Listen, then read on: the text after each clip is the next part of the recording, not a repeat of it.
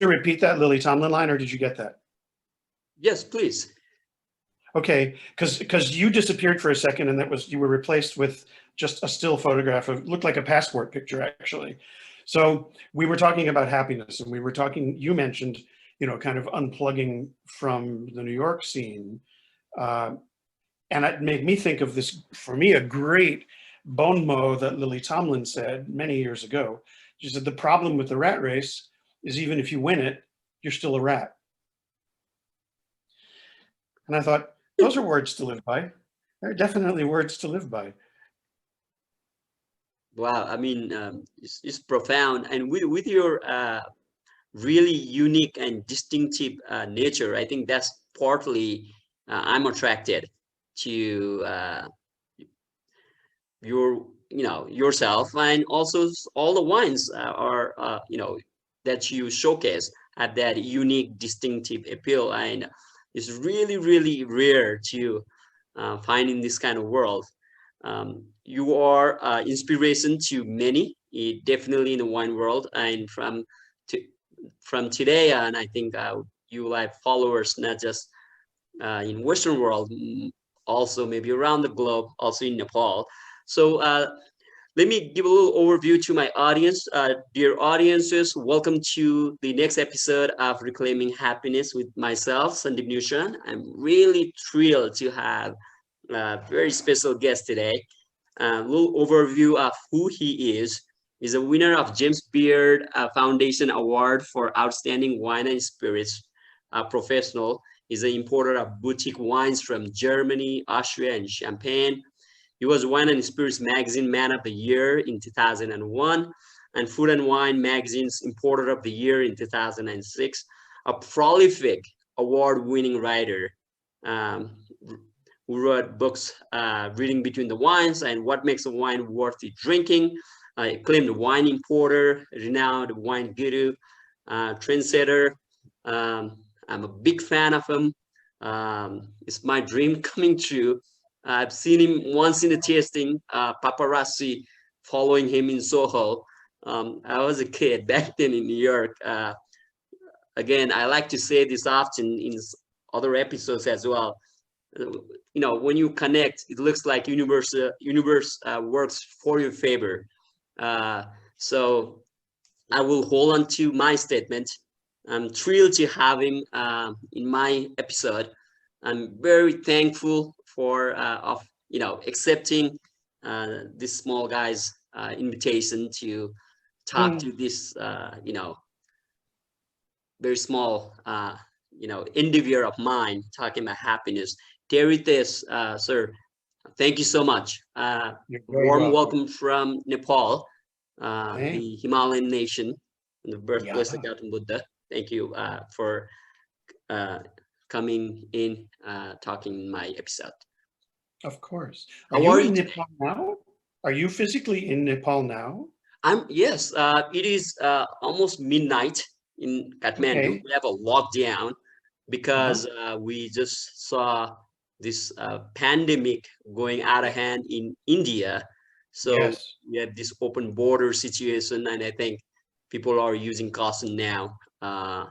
So we don't want to, it's going to be terrible if things go out of control, especially for countries like Nepal with developing infrastructure. No question. I mean, no question.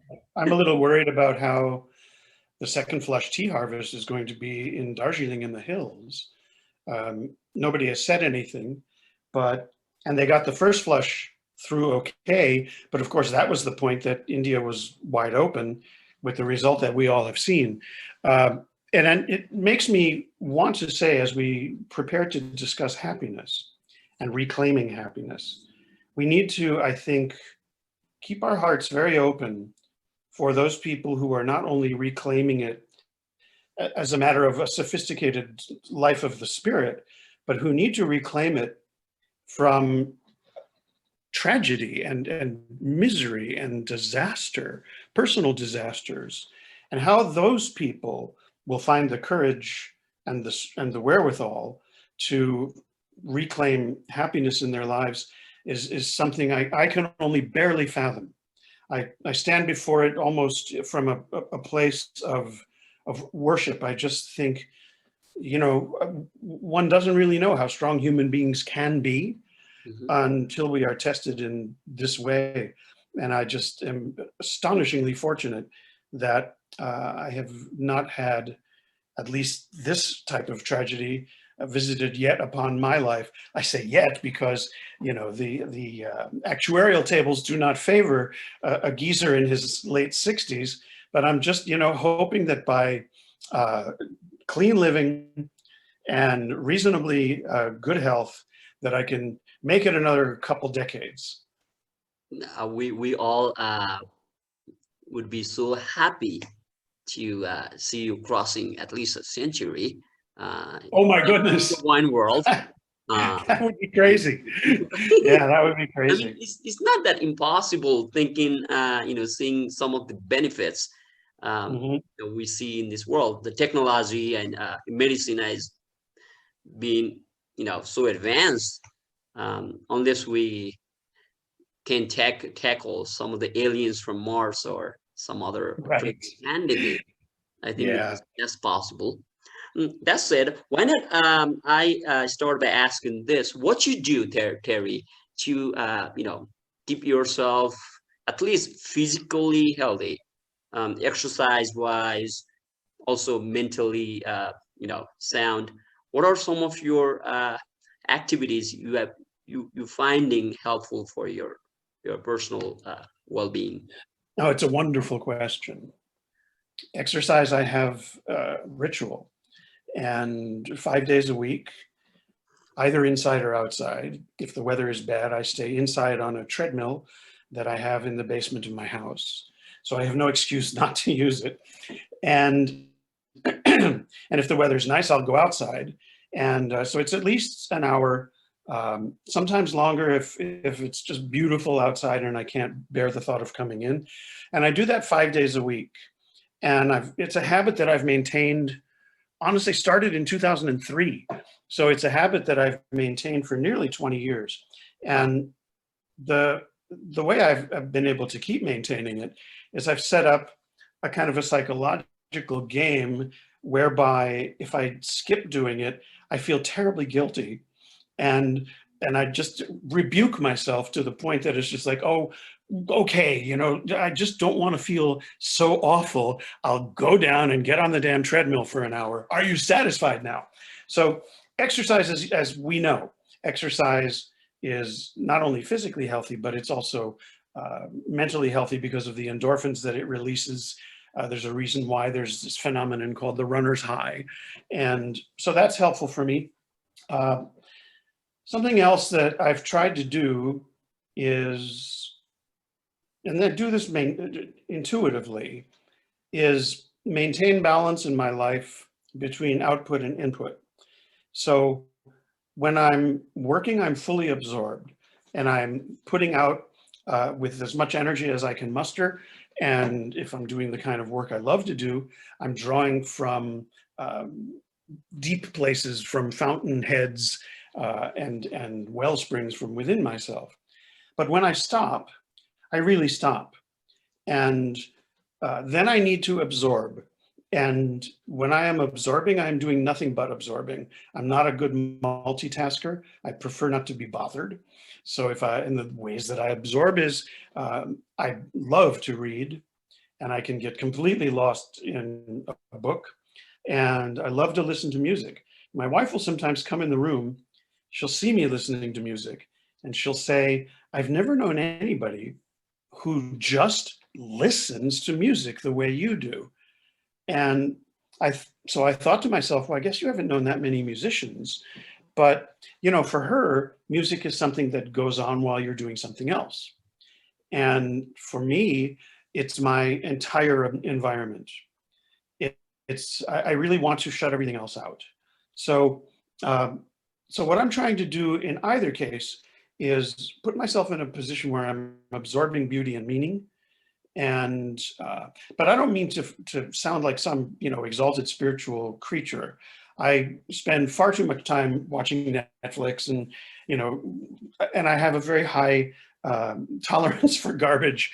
But in order to try and live a psychically sane life, I find that I need to match my exhaling with inhaling so that there is a rough balance between output of energy and input of stimulus, and whatever that may entail. So it was difficult. I'm semi-retired now, but it was difficult when I was working in the industry, as I'm sure you can appreciate, because there are the pressures to produce. And I'm luckier than most people because I really loved my work.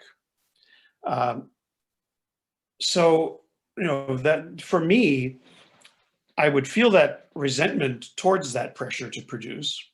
And then I would feel guilty for resenting it because I had to remember how fortunate I was. I could remember I was working in the wine categories, which, as you know, were not the most popular. And so it was a sort of constant battle to gain acceptance for the categories. And if I set up a situation where my happiness was determined by the extent to which I won those battles, then I realized I was setting myself up for a life of unhappiness. And I would fall, Excuse me. bless you, Thank and you. I would fall from time to time into that trap. It's just, human nature. It was an ordinary kind of human weakness of mine. And the only way I could pull myself out of it was to forcibly remind myself that it was a privilege to do the work. And if I had a customer base in New York of 50 sommeliers who were buying my wines, and I got pissed off because I didn't increase that to 60 sommeliers who were buying my wines the following year, that was completely the wrong way of going about this. The right way, ultimately for me, of going about it was, it's a privilege to do this work in the first place. And just remember that.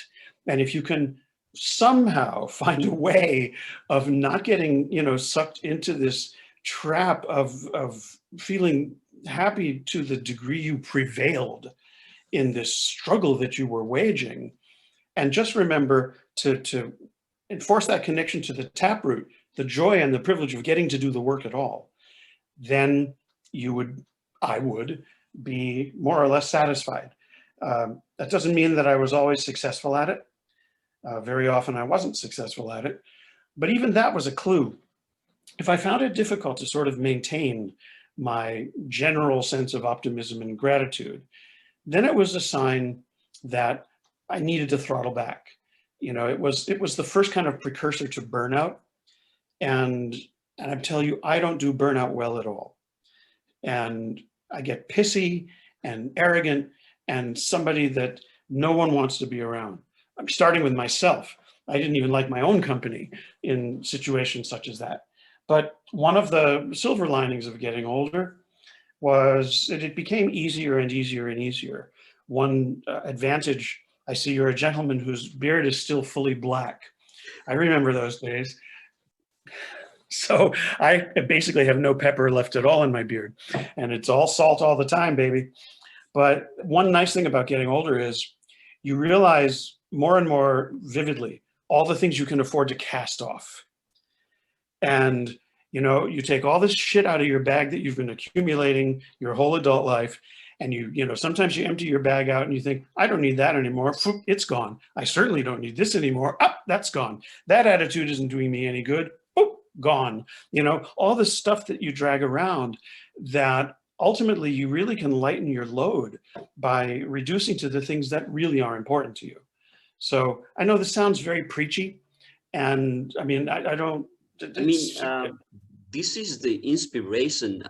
You have answered some of my questions I was planning to, because Perry, there are people who look up to you. There are not a lot of, definitely for me, I don't do wine stuff in Nepal, but definitely there's no making this up. Some of my friends know it very well.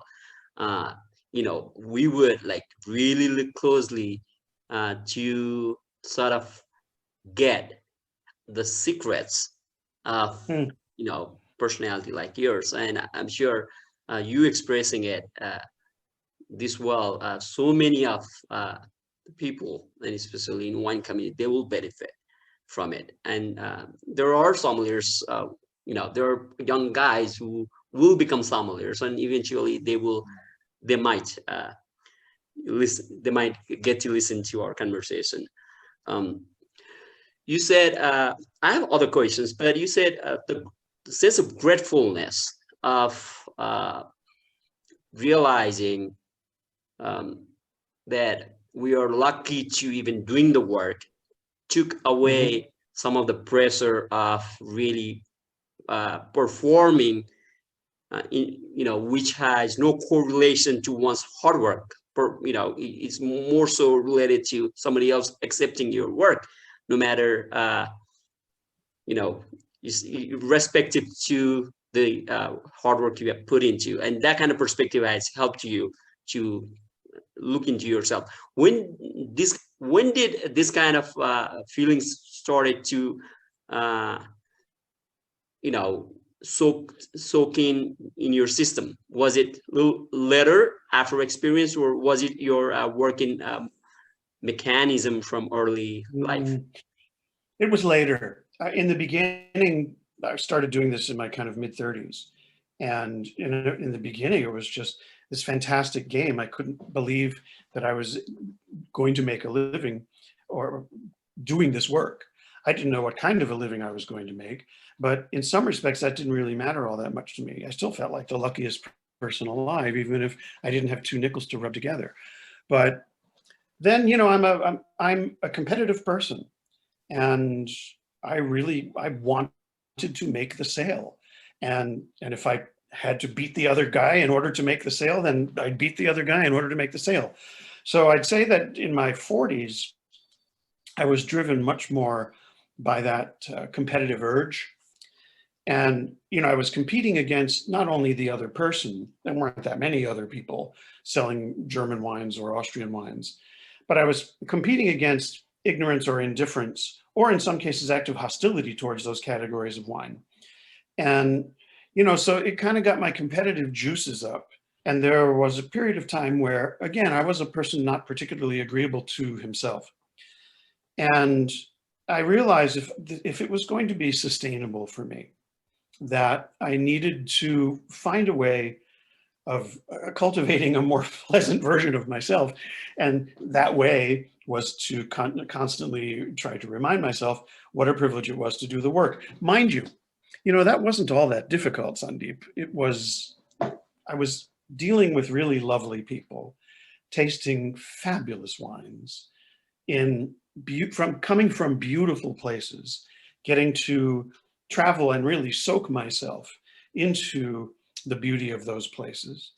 And then I would come back and try to tell that story as fully as I possibly can. And, I certainly have a professional personality that wanted to make sure that I did good selections and that the portfolio was reliably kick-ass. And that, what I really loved to hear was when someone said, my name on a label was a guarantee of reliability. That definitely was, Jerry. Like, I'm sorry to interrupt. And reliability is really what mattered to me. It was, you could play an ego game where it was like, who has more elite wines? Do I, or does the other guy? And I figure everybody had his share of elite wines. I had mine, the other person had his or hers. But what I really wanted to do was make sure that the everyday consumer who didn't care so much about wine to pay more than $15 or $20 a bottle for it, that I found for that person a wine that would punch above its weight and that would really give them more pleasure than they bargained for. And that was what let me sleep at night. So I was working as a professional, trying to make sure that the portfolio was reliably good, that it was reasonably balanced, that my relationships with my producers was mutually beneficial, and that it was also rich and sentimental, because that was something I just found that I really preferred in my life. If I had, if I sat outside a winery taking deep breaths and thinking, well, let's get this over with, then it didn't matter how good the wines were. I just didn't need to have that relationship. I wanted the relationships to always be pleasant. I wanted us to be delighted to see one another. So what I did, I think that might have been a little different from other importers, and it's because, I'm just a born writer. The way I kind of process and culminate experiences through the written word. So I wanted to be able to tell the larger story. And thankfully, I was able to do that in my years with Skernix. They were very generous in letting me just let it fly, because it was always about more than just the wines. If it was only about the wines, then it was an environment that I found that ultimately would be suffocating. So if I was able to tell the larger story, why this kind of thing should matter, why these cultures should matter, why beauty should matter, why seeing the larger picture in one's work should matter, as long as I could tell those stories, then I was able to be very richly satisfied in my work. When I did tasting seminars later with the trade, it was another thing that I did when I got older was, I used to censor myself. I would always think, you can't speak too personally or from the heart or emotionally with people, they'll freak out. But later on, I just kind of thought, well, I don't care if they freak out. Let them freak out. If they talk about me after I leave, like, who was this like Deepak Chopra sort of guy? I thought we were going to hear a wine professional. Then it was like, okay, fine, I'll take that chance. But there's a story I love to tell. I told it in Reading Between the Wines in the introduction, and I'll tell it here briefly. That there's a guy walking down the street, and he passes somebody who's laying bricks. And the guy's like snarling to himself, and he's got a really nasty expression on his face. So our hero says, "Good morning." And the guy says, "I don't see what's good about it." And our hero pauses and says, "Well, you're in a bad mood." He says, "Why shouldn't I be in a bad mood? I got to lay these damn bricks." So it's like, okay, let's leave this guy alone. So he walks along, and he rounds the corner. There's another person laying bricks. And he says to this person, "Good morning." And the other guy replies with a smile. He says, "Good morning." He says, "Are you having a good day?" He says, "Well, I'm building this wall." And our hero moves on a little bit. And now he sees somebody who is the picture of happiness. This guy is singing and whistling to himself, and he is just a portrait of bliss. So our hero stops and says, "Wow," he says, "you're really happy." And the guy says, as he's laying the bricks like everyone else is laying bricks, the guy says to him, "Why shouldn't I be happy? I'm helping to build a cathedral." And that's the thing I would tell people. The work will grind you down. The day-to-day scut work, all the nonsense and garbage that goes into the world of simply doing business, it will grind you down, and it can make you forget why you're doing this work in the first place. So I would say to people, just don't forget.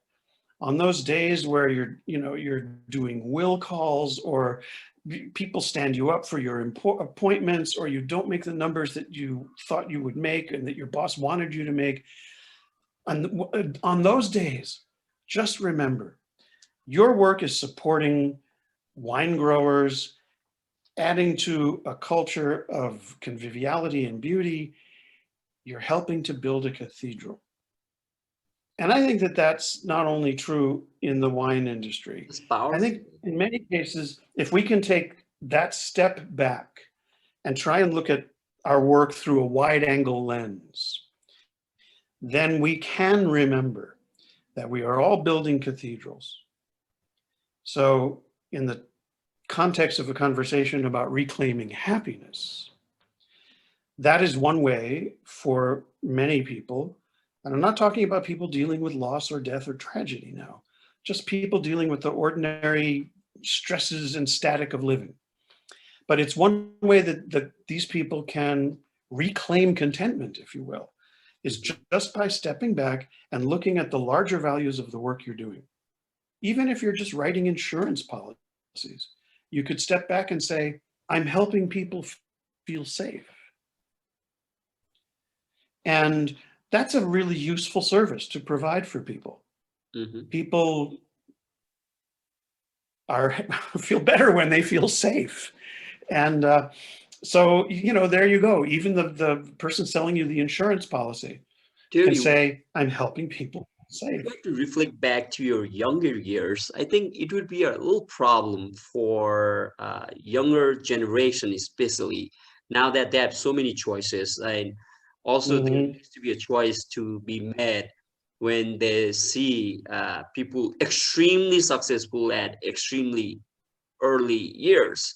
Yes. Like 25 years old, billionaire, and Yeah. the bars are raised too high, and in this kind of scenario, uh, how to sort of spot like this is because without consistency, I think it's really hard to at least do some solid contribution to the society or to oneself because we need consistency. And even I have done it so many times where I feel like, okay, I love this.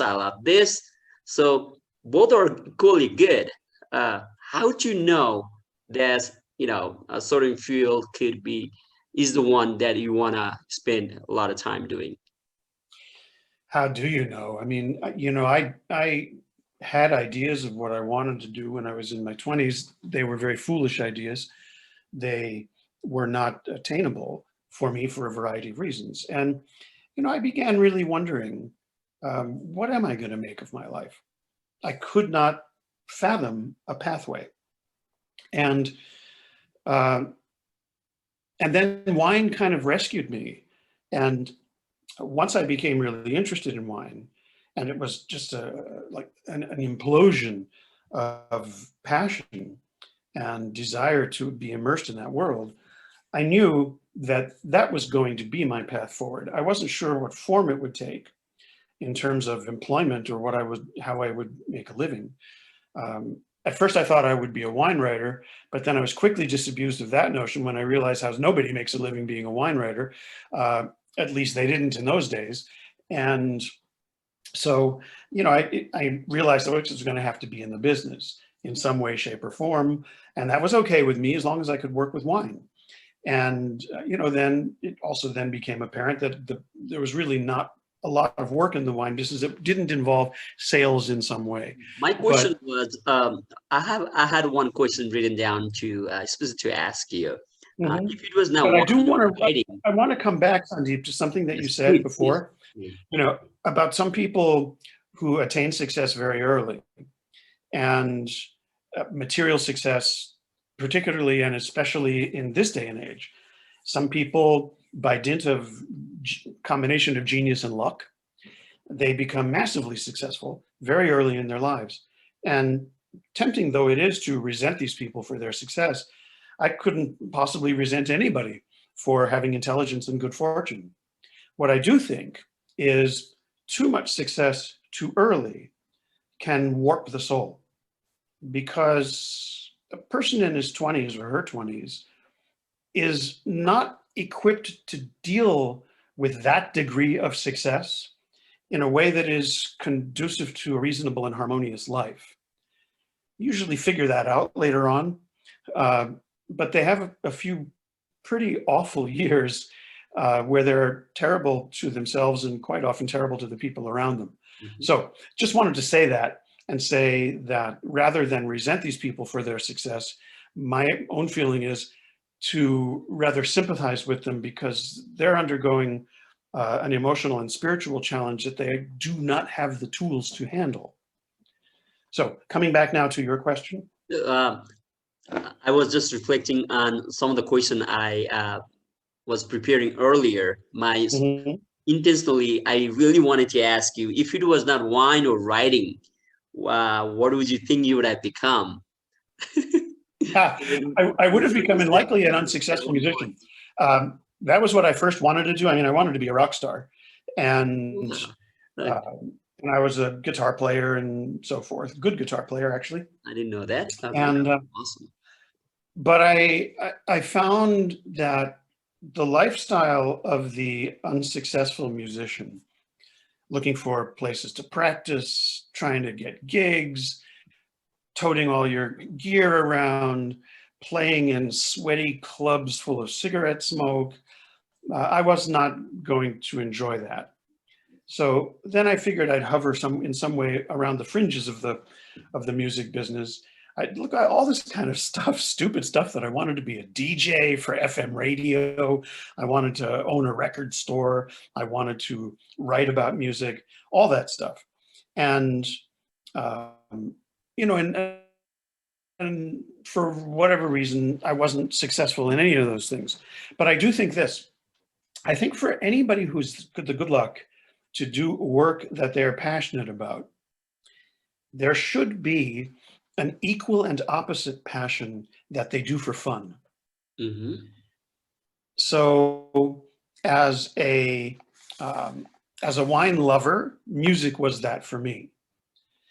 So I would say, you know, in many regards, I'd say probably equally passionate about music as I am about wine. And the good thing is that that passion about music is purely recreational. It's just fun. And we really have to have something like that in our lives. It's so easy, again, you know, when you do work that you love and that draws from deep within you, it's easy to be engulfed by it. And it's a really good idea to throw open the windows and let life in, all of life in. Absolutely. It really hits home, especially to you know, like to how I see things myself, Yeah, and yeah. I think it's really really powerful.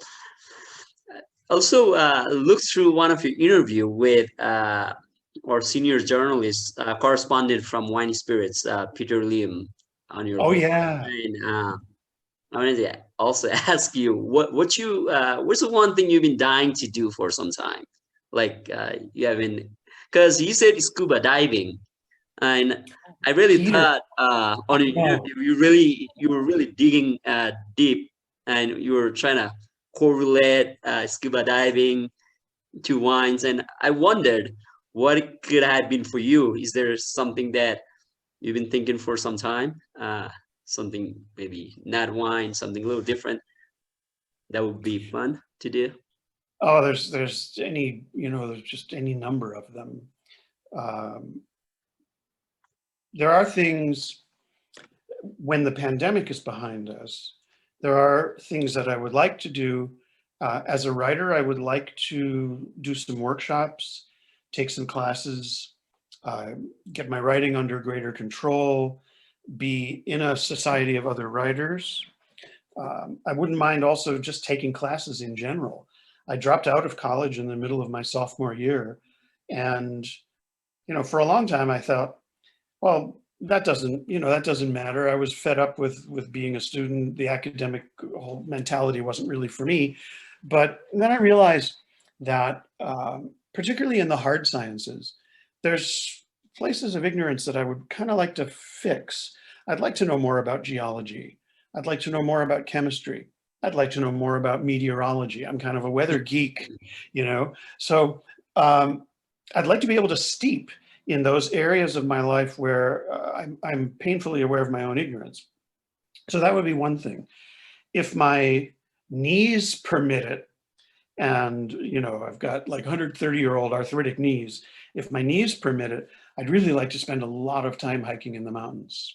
Hmm. Have you It was something, you talked about Darjeeling earlier? yeah. That takes me to this curiosity. Have you been to this part of the world, Southeast Asia, Nepal, or even like you know, Darjeeling? Because Yes, you know, Nepal as is a really, child, as as a a kid. child. Yeah, Yeah. Nepal. Way back in the very early 60s, from 1960 to 1962, my father, who worked for the United States Information Agency, was sent to New Delhi for 2 years. And, you know, so the family went with him. I was 6 years old when we got there, 8 years old when we left. They were tremendously beautiful years. I think that my life would be significantly impoverished if I hadn't had those years. It was like just a power pack of joy and meaning. But I mean, again, I was just a kid. Yeah. But they were wonderful. I mean, it was the best possible way of being a little boy. And so I don't remember if we actually ever did go to Darjeeling. I know we went to Simla. I know that we sat out on a hilltop with a woman whom for some reason my father knew or was connected to his work in some way, with a view to the snow-capped mountains in the near distance, a landscape that, you know, I now see in photographs of Darjeeling and could have been Darjeeling, but I just don't remember whether it was. My parents aren't alive anymore. And if they kept any sort of diaries, I've never seen them. So there isn't anyone I can ask. I just have these, you know, memories stretching back 60 odd years and little kid memories. And, you know, Sandeep, if you reach a certain point with your memories where you're not remembering the actual thing anymore. You're remembering successive iterations of memory about those things. They call it cinematic memory. So I don't know whether the memories that I have are accurate or whether I'm just running a movie in my head of what I think those memories might have been. So anyways, yeah, I spent some time in Asia, but only as a little kid. Every now and again, I think it would really be fun to go to Darjeeling because I'm so, you know, into the teas. And that would be an interesting, you know, fulfillment of a dream. Yeah. Who knows? I Maybe I'll mean, get to do it someday. definitely, you have a new friend here. Mhm. We're bordered with India. Darjeeling used to be a part of Oh, Nepal long mhm. time back in the British I drink colonial Nepalese era. teas also, by the way. Yeah, yeah. In the border area, I haven't been there myself because I spent many years in the United States. Mhm. So when I came back, that was the plan to just travel around the country, and we did, you know, our motorcycle, me and my wife. And then came the pandemic, and it's been like 1.5 years already. So it's terrible. But this is a perfect place for anybody who loves trekking. I also invited Scott. So Mm. my mentor, and you two are good friends, so you know, maybe why not, you know. You know, if I were, I mean, seriously, 25 years younger and had healthy knees, I would really want to do the Annapurna trek. I would love to do the trek to Everest Base Camp, well-traveled though it is. Although I have a feeling I'd be really depressed when I got to Everest Base Camp because it's like, you know, it's a city of garbage at this point. Sure. Um, but talking about reading before, and in my 20s and 30s, I feasted on all the mountaineering literature that I possibly could find. I was a total armchair climber. I never wanted to climb because I'm kind of, believe it or not, afraid of heights. And I've Mm, never been interested in doing things that risk my life. But hiking, absolutely, and trekking, totally. wow. Yes, it would be a cool thing to do, you know. Uh, I know the Alps very well and could easily, again, when I was younger, have led tours and things like this. I think for me, those days are behind me, but it would be lovely to be even more immersed and be able to do it over a longer period of time, you know, that wasn't confined by the limitations of the American style vacation. are you the only kid? uh like, can you talk a little bit about you said a little bit about your childhood, about your Mhm. siblings, you know. Well, I have a sister who is 6 years younger than me, which meant that as kids, we never really were playmates because there were so many years between us. And, you know, when I left home to go to college, she was 11 or 12 years old. And, and I was, you know, I was 6 when she was born. And for me, I hope she never sees this. She's a perfectly lovely adult right now. But for me as a little kid, she was more of a nuisance than anything else. And, and I thought she was so terribly spoiled, and of course was totally blind to the degree to which I also was terribly spoiled. So I have in many respects the mentality of an only child, though in fact I wasn't one. And also you had to sort of devised by watching some of your interviews, some of your other any contents I could find. So you're traveling a lot. So was Germany one of the first places you traveled to, in your mind of becoming a rock star, and that was a place Yeah, when you yeah, it was. I mean, how did you find wine? Like how was what was the encounter like? okay, I'll tell the story briefly. As you know from reading the book, and then I tell that story kind of in the introduction to the book, and then also again in a chapter in the second book. I always liked the idea of wine because it seemed like part of the rock star lifestyle. So I accepted the idea of wine into my life. I was just a casual weekend drinker. I went to Germany at 20 years old. I should say I went back to Germany at 20 years old. Mm-hmm. The same father who took us to India also was stationed in Munich for 3 years. And these years corresponded to my being in the 7th, 8th, and 9th grades. So very formative years, years where you're really kind of deciding what pack you belong to or which one will have you. And I really liked being in Munich and was unhappy to return to the US. So I was kind of counting the days until I could get back over to Munich. Didn't really matter what I was going to do. I just wanted to be back there. And so I went back at 20, never anticipating that I would stay for 10 years, but I did stay for 10 years. In the middle of that period, my casual wine drinking was suddenly interrupted by a remarkable bottle that just kind of, I had that, what the fuck is this moment, I can't figure this out at all. And I stumbled upon it. I mean, it was a supermarket bottle, and supermarket wines were what I was drinking. So this was a supermarket bottle from some grape variety called Riesling, which I had read about but never tasted. And so I got this home, and it was from the big Mosel co-op, but it was a Riesling Cabinet from a good vintage. And the moment I tasted it, I was just kind of thrown into a state of delighted confusion. Confused because it was unlike anything I had ever tasted. There were all these flavors that weren't fruity, that weren't floral. The only way I could describe them was, the way a lot of us describe them. It was like liquid dust or wet rocks, or, like a shower of scree or something. I mean, it was just improbable. And so I was frustrated, thinking, well, I had no idea that wine could be like this. I need to be able to learn how to find my way to these kinds of bottles as opposed to just stumbling randomly upon them. So that was the thing that propelled me. And I started reading more, studying more, drinking as many Riesling wines as I could find. And not very long thereafter, I made my first trip. We were living in Munich. I made my first trip up to the Pfalz, which is 4 hours away. Mm-hmm. And, then really plunged into it. But I was the luckiest person alive, basically, because I learned about wine from the growers.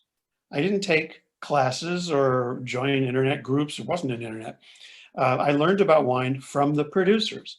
And they instructed me that wine was only understandable or even significant to the degree it was connected to the vineyard, which meant to the degree it was connected to the terroir of the vineyard.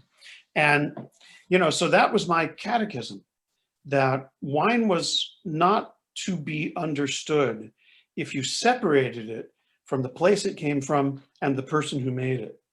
Mm-hmm. So I started out, my whole formative idea about wine was that it was inextricable from that nexus. So later on, when I realized that wine could be disconnected from that nexus, I just thought, oh my God, what a shame. What an incredible waste of life. What a crazy waste of opportunity. An opportunity for meaning and connection that exists in, essentially any estate bottled wine, but particularly from estate bottled wines from the old world, where they've had a few more thousand years of practice. And that was just an experience that was too precious to be squandered. So earlier I was talking about telling the larger story, and I really thought, there's two ways you can get people to appreciate the kind of wines you want them to appreciate. One is through the wine itself. You pour it in a glass, you hand the glass to somebody and say, taste this, and you hope they like it. The other is you tell the larger story. You say, this is why these kinds of wines are meaningful. This is why drinking them will add substance to your life, will add gratitude to your life, will add depth to your heart. And once you realize that this is possible, then you have to ask yourself the rather destabilizing question of which is, well, how do I go on living without this thing? And you end up changing your life. And that's, wine certainly changed mine. And it changed it. And it changed it because it introduced to me an experience I could not fathom. And that was the moment that propelled me ever deeper into it. That's amazing. I kind of also want to give a little shout out to my niece. My sister-in-law is German, and Yeah. I have a 1.5-year old niece. She's beautiful.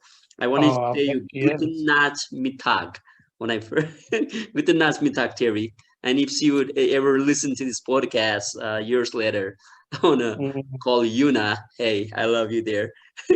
Oh, that's so sweet. You tell Yuna that if I knew her, I would love her too. Yeah, thank you. So, your Germany story compels me to make that connection with my loved ones. And I haven't seen her in, it's been a year. She was supposed to come this year because of the pandemic. She couldn't come in. A random question, not a question because it really came to my thought. Do you like poems, Terry? Yes, of course. Because you're I think you do sometimes see yourself like seeing wine as very poetic. Even some of your writings, even the book reading between the wines, is very poetic. Like how you see wines, because you love writing, you love poems.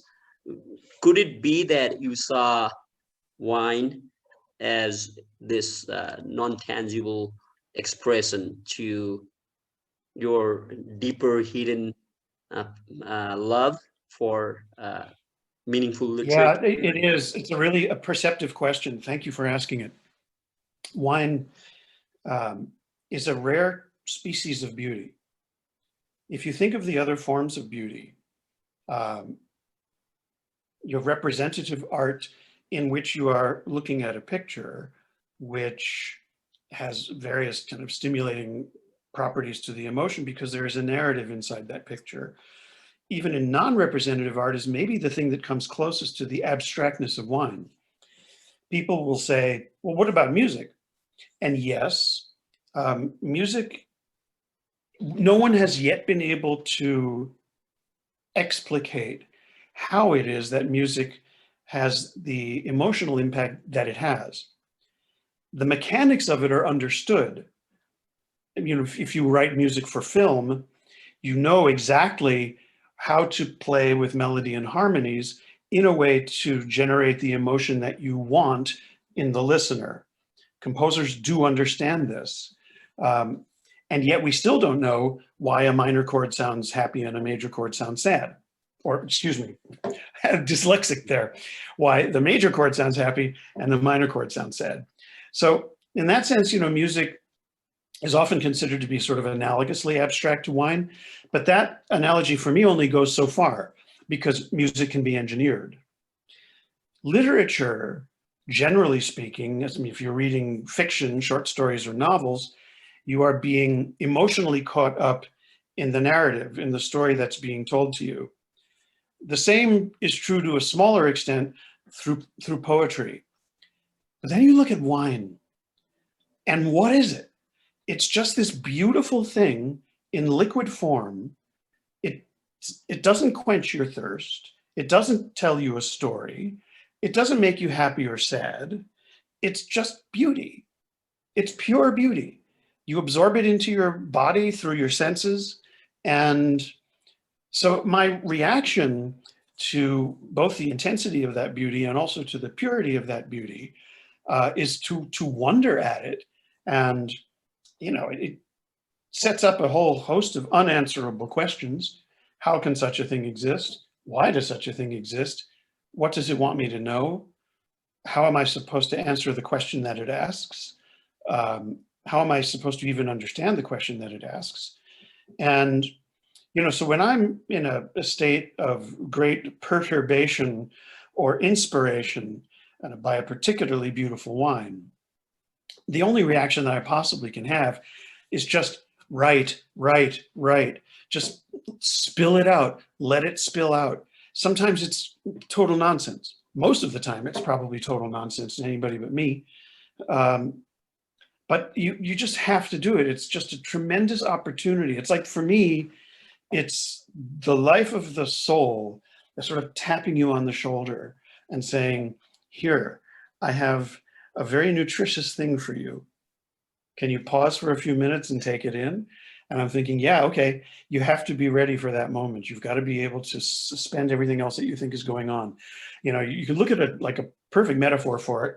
I can remember one time, we're making dinner, my wife and me, a lot of activity in the kitchen. I open up a bottle that we're going to drink with our dinner, and that bottle is corked. Oh. So, oh shit.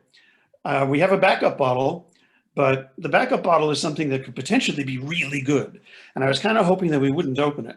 But there it is. You know, it's the only other bottle of red wine that's at room temperature. So we open it up and pour it out, and it's amazing. And it's one of those wines that just stops space and time. So I said to my sweetheart, are you at a point in prep where we can stop and just take a 20-minute recess and come back to it? Or must you keep cooking in order to bring this about? And she thought, and she said, no, we can wait. And she took the first sniff of the wine and she said, oh, wow, I see why you asked. So, you know, that was a moment where, you know, you just realize, okay, this wine is going to need my total attention. I'm going to have to let myself be fully immersed, because if I don't, I'm squandering a very, very rare opportunity. And those kinds of opportunities are too precious to be squandered. And so in that sense, you know, wine for me is one of the highest moments. One among many, of course, but one of the very highest moments, because you can't reduce it. It remains abstract and inexplicable. So in that sense, it's a portal into the mystic. It's a portal into the life of the soul. It's a doorway that, if you are privileged to walk through it, you enter a different world than the one that you inhabit in your day-to-day life. And not every wine, obviously. Plenty of wines are just, you know, ordinary and quotidian, and bless them. We need them. I love ordinary wine. You know, you have to have a base of the mountain in order to have a peak.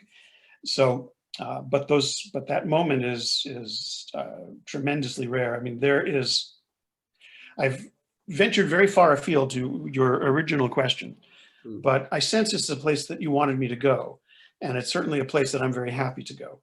And it's ultimately the greatest gift that wine can give us, if we are able to receive it. If we're able to receive it.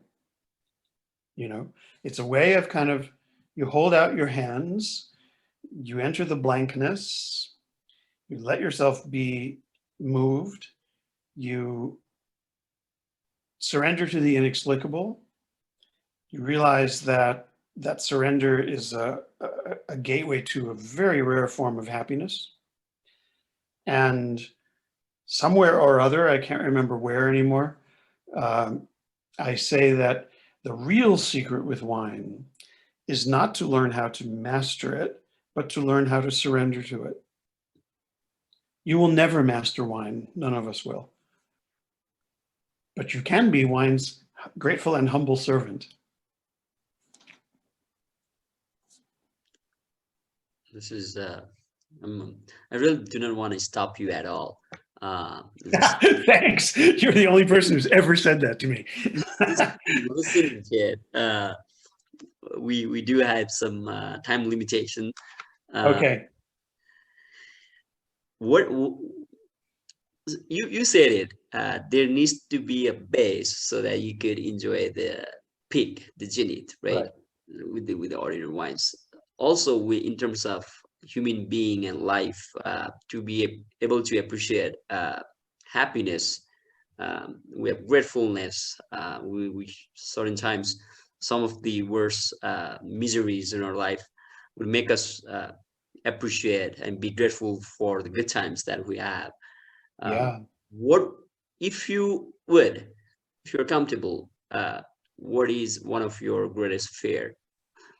Or would you be able to share one of your struggles that you had in your past? Did you overcome them? If you did you come out as a different person in which way? Or are you still working on it? Because I also do think we people sometimes go through life always battling their inner fear, inner the threat of misery. Quoting Dr.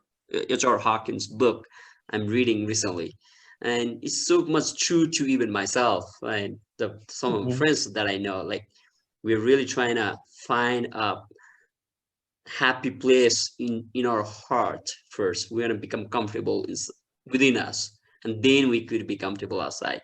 So what's your perspective on it? I have the sort of standard prevailing human fears: illness, pain, and death. Greater even than that would be the death of loved ones. That's a terrifying prospect. I'm risk averse generally, tend to, for a variety of reasons, tend to avoid risk to the extent that I can. Obviously, none of us can. The emotional challenges that I've faced are ones I would have to say I'm still working on them. You suggested it with your question. Yeah. I'm not sure. I don't believe in closure, and I don't think that these things are ever really overcome. You just internalize it, and it goes on.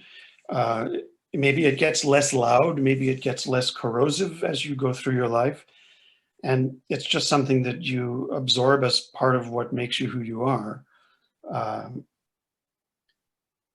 There are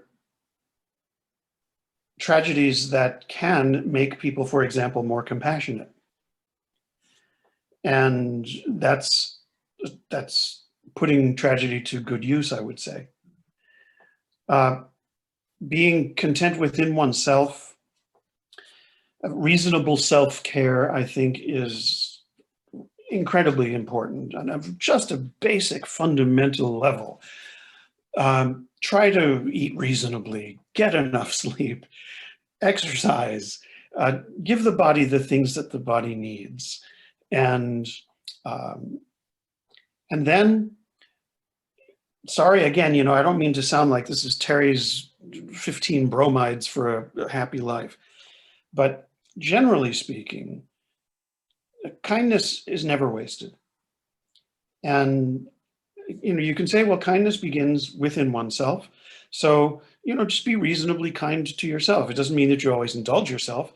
A part of being kind to yourself is being truthful with yourself and realizing when you are working from wounded child or spoiled adult, lots of awful parts of all of us. Recognizing when you're working from that as opposed to listening to the better angels of your nature, those types of things. So in that sense, the base of living a reasonably contented life turns out to be all the usual cliches. You know, they're common wisdom, but it doesn't make them any less wise. It's just the everyday stuff that people that need to remember and figure out. Attend to one's own health. Try to avoid, unnecessary physical risks, such as cigarette smoking, to use one blatant example. I've been in the alcoholic beverage industry for the greater part of my life now. I've seen, as we all have, I've seen a certain amount of alcoholism in the industry. It's very sad when you do see it. I've tried very hard to guard against it, and in my own life. But I have been fortunate in that I don't like being drunk. I've never found it to be a pleasurable sensation. I find that there's like about a minute and a half of a pleasant buzz, and then it becomes unpleasant. And it certainly is extremely unpleasant later that night and the next morning. So luckily for me, it's just never been a high that I felt like I needed to chase. I don't like the way it feels. So it's been very easy for me to avoid. And in that sense, I've tried to have a wholesome relationship to wine. I noticed, by the way, 2 weeks ago, I got the first round of samples that I'm tasting for my website.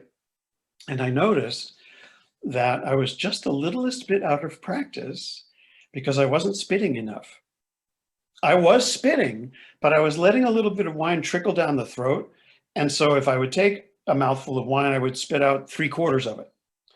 Well, you can't do that if you're tasting all afternoon. So, I started thinking like, oh man, I forgot how to do this.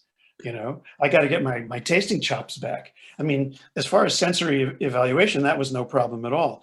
But as far as actually knowing how to manage my body, I had to relearn. I think you mentioned that in your blog because of the rest you got, perhaps as a civilian, you sort of to yourself. Yeah. I love it. I mean, right now I'm waiting for more samples to arrive, but I love the peace and quiet of it, and the immersiveness of it, and the lack of distractions. For all that, I love my work and was very deeply stirred by it. As a taster, someone who doesn't like multitasking was bound to be frustrated by some elements of that tasting experience. So if I would visit a winery and the wines were brought out, and I had to taste them more quickly than would have normally been in my nature. I had to scribble down my tasting notes as best I could, when at the same time there were other people in the room. They were commenting, they were asking me questions, all of which was fine, but it just interfered with my concentration. So I had to learn to shut it out. And then I love my growers. It was in some kinds of once a year opportunity to hang out with them. And I really wanted to socialize, but I had all these wines I had to taste. So, that was an element of the tasting experience that I learned to manage. But tasting alone at home in my own kitchen with no time pressure, at the temperature I wanted, from the glasses I like to use, that was just, for me, it was like heaven. This is the way I've always wanted to taste wine. Sure. And I hope it shows in the writing. So that's going to be the next part of it.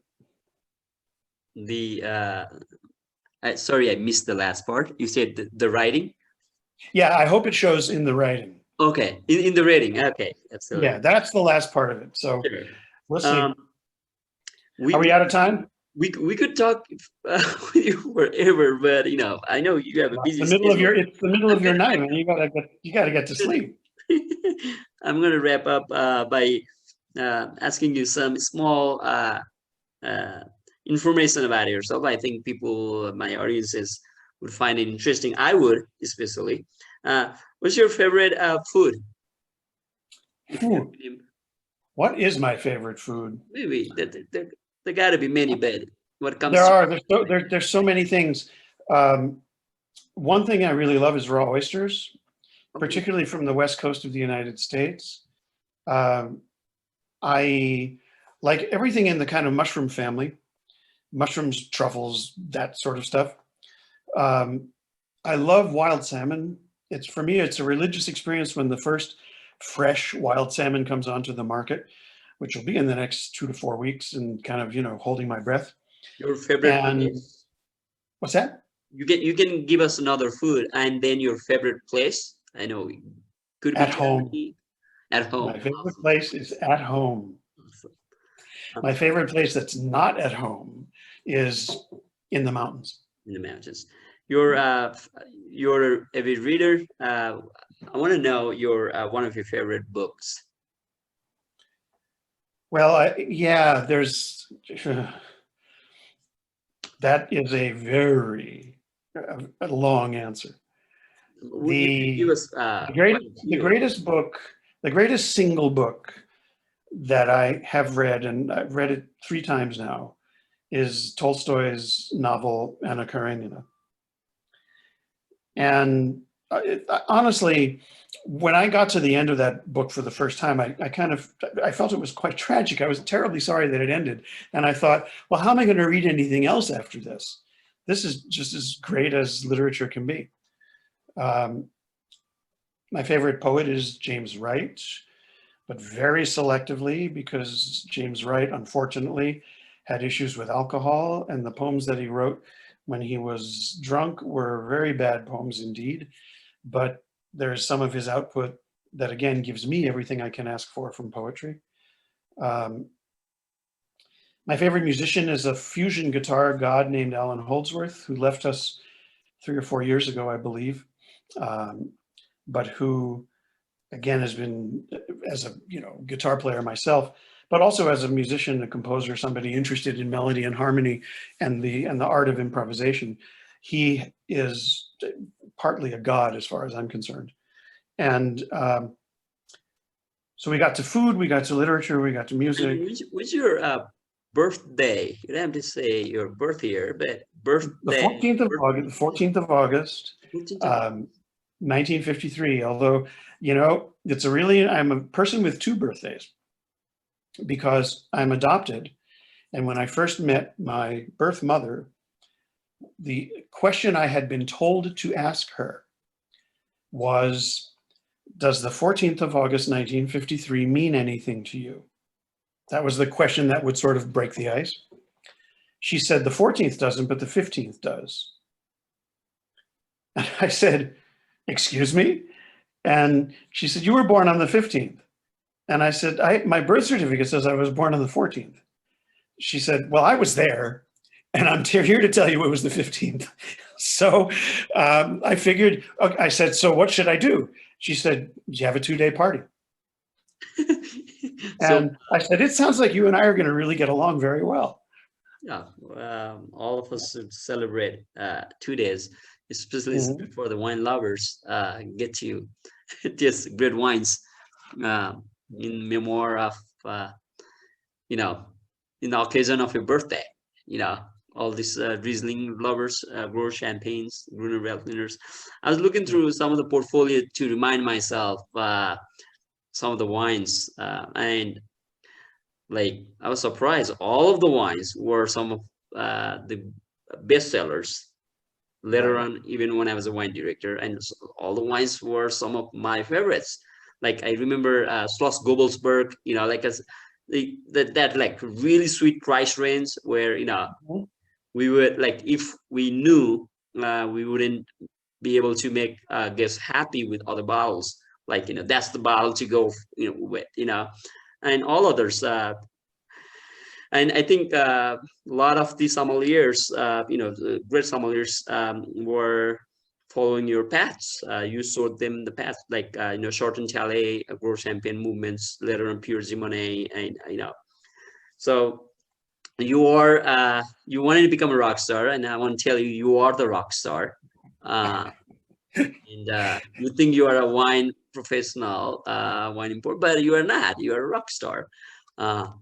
So that's one thing I want to put across yourself. Last but not the least, this is sort of like a tradition of the podcast. We want you to give us advice, the audiences, a recommendation from your own experience. One of the things you think they should get into, one of the habits they should get into. It could be anything. And one thing perhaps, if they like, they should get out of it.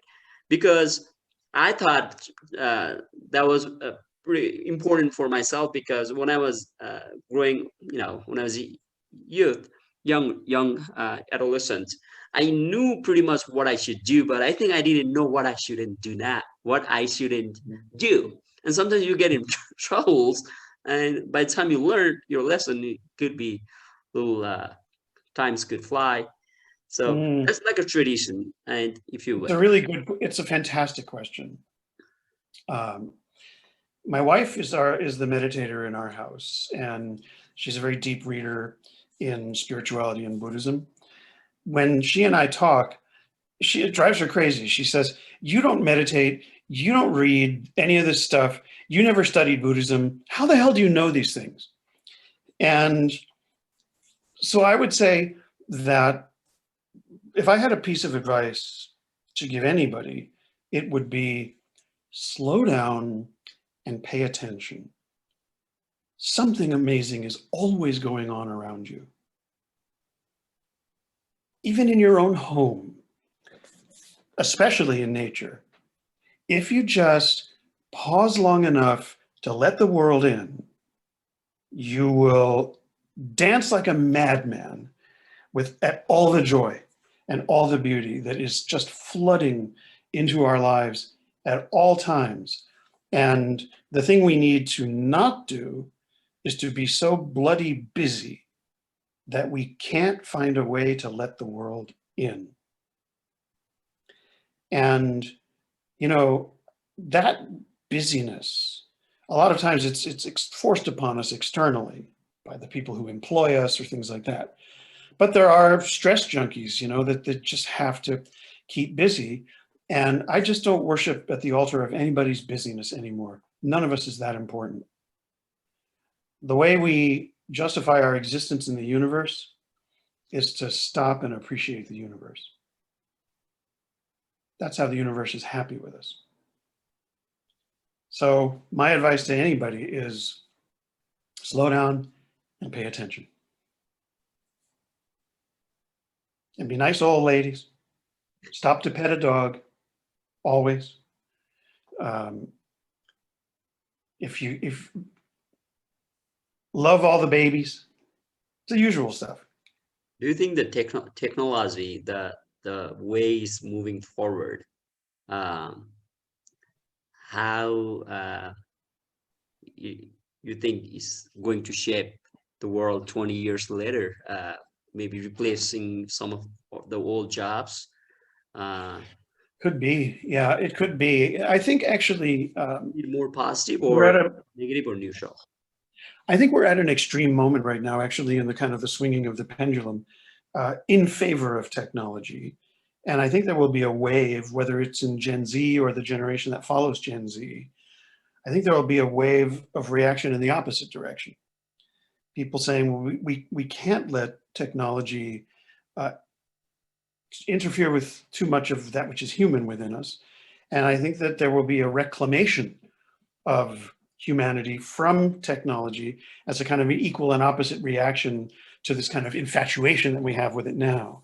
As far as, jobs are concerned, what we would hope for, don't you think, Sandeep, is that technology will remove the jobs that are no fun to do? If you can find a machine to do the work that no human being ever enjoyed doing, then that, one would hope, would free that human being to find something enjoyable to do.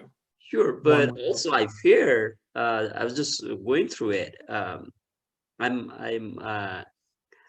taking some cybersecurity courses. I went back to college, just and I thought it was very important for me to connect what I'm doing now with my older self, and especially in your presence. I was reading through it and how things could go really haywire, especially think about like even tasting, right? Wine tasting notes.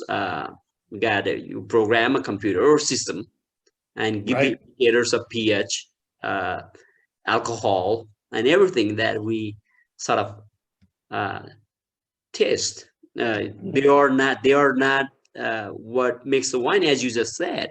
But for regular consumers, you know, they will be the markers for consistency in the wine, and it might, you know, um, be in a place where we wouldn't have any longer wouldn't have control over it, because if we do not have people like you and the next generations of the so-called people who have the power, like let's suppose in wine business, they say, okay, we don't need sommeliers, we don't need people ideas, we got this programming going on for us, and it's going to work for us. Things like that, I think not in our favor.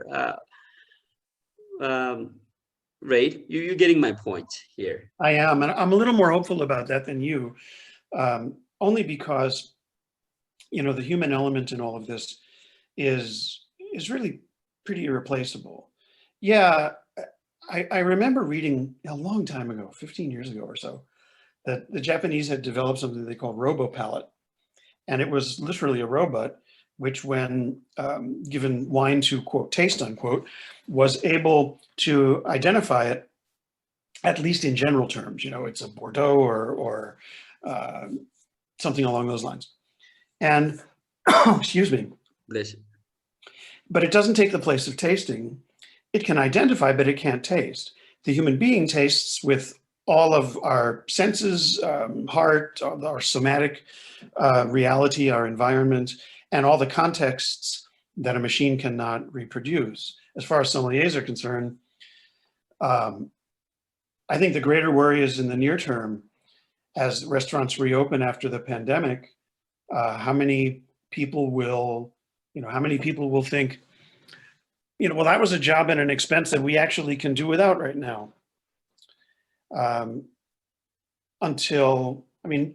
The existence of the sommelier, I'm going far away from your question, but the existence of the sommelier in the ordinary business world was, you had a person with expertise responsible for a profit center in every restaurant. And that person justified her existence by generating enough business from that profit center that would help to underwrite or to subsidize many other areas of the restaurant that were not that profitable, as all of us know. Especially, fine dining restaurants that really don't make all that much money on food. So we need to sort of see if that need will reassert itself. And as restaurants reopen at limited capacity, I think at this point they're just trying to figure out how to survive. And, so we just have to wait and see. But there is no possible algorithm that can fill in, not only for the expertise of the sommelier, for the intuitions and the instincts of the sommelier, but also for the relationship that the sommelier can create tableside. You're just not going to be able to put a dime in a slot and say, here's what I ordered, what should I drink with it? And the robot voice says, I recommend Chateau Neuf du Pape. Sure, because it's a little fear that creeps in my mind sometimes, because it's not just technology, it's also when you compare different cultures. As much Yeah. as I appreciated, the gastronomic scene in New York City, and that's, I didn't went to read wine in New York. I went there to study different field.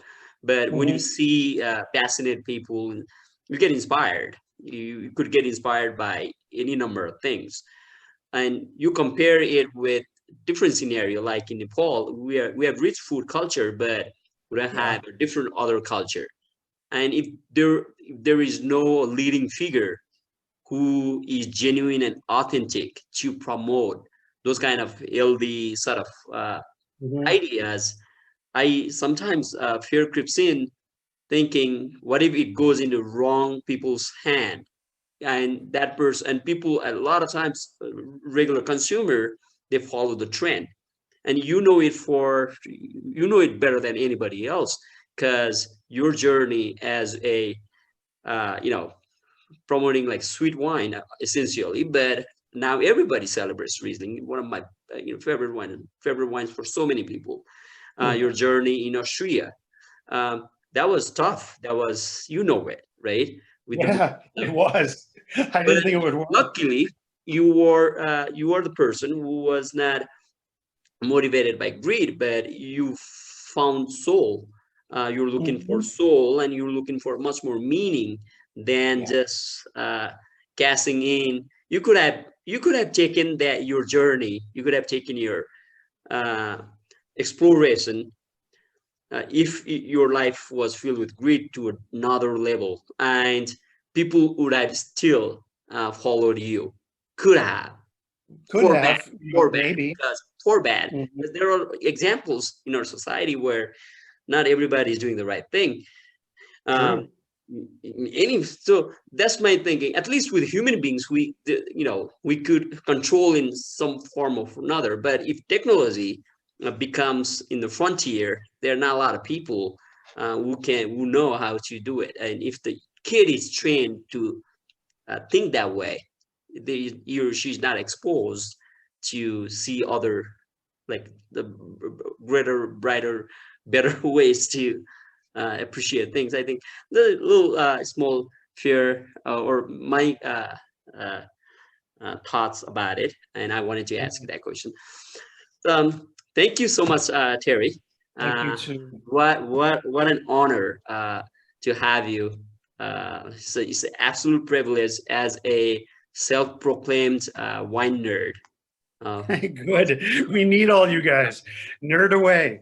Thank you for asking me. It was a very and pleasurable I conversation. remember, as I mentioned to you, a long time ago, Soho downtown tasting, my formative years after doing cellar rat at Mhm. Guilty Fish, and then moved to Junoon restaurant around that time, reading your books too, and I saw you somewhere, and I think now I understood how bothered you could have been, because there were paparazzis outside trying to take a picture.